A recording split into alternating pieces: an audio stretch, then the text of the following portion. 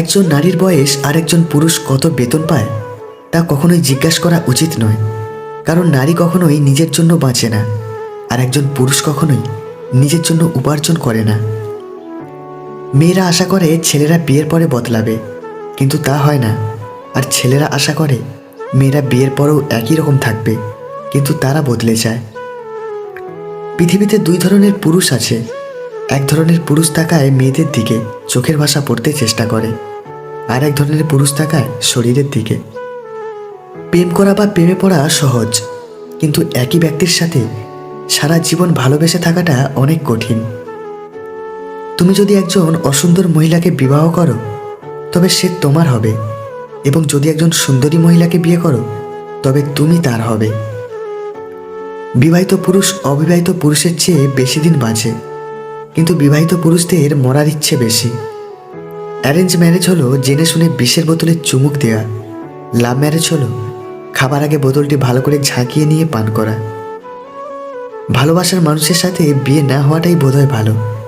বিয়ে হলে মানুষটা থাকে, ভালোবাসা থাকে না। আর যদি বিয়ে না হয়, তাহলে হয়তোবা ভালোবাসাটা থাকে, শুধু মানুষটাই থাকে না। মানুষ এবং ভালোবাসা, এই দুইয়ের মধ্যে ভালোবাসাই হয়তো বেশি প্রিয়। ভালোবাসা আজ বিলুপ্ত প্রায়। শরীর খোঁজে সমাজ, রাতের আধারে কান পাতলে শোনা যায় শুধু নষ্ট আওয়াজ।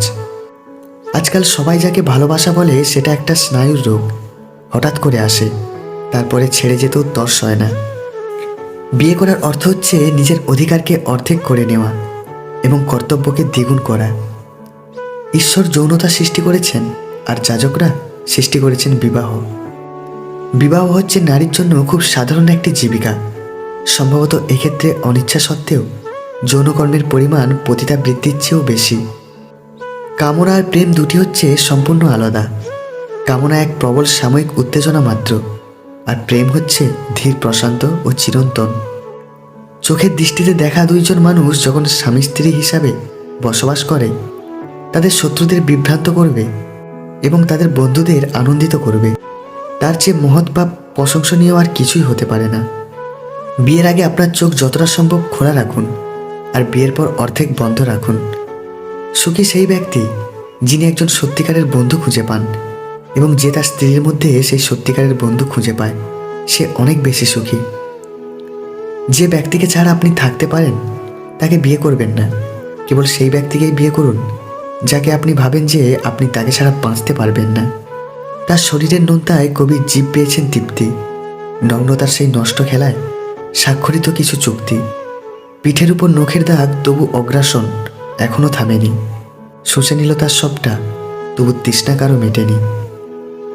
অন্যের স্ত্রী আপনাকে কাছে পেতে চাইলে এই দুটি ইঙ্গিত করবে।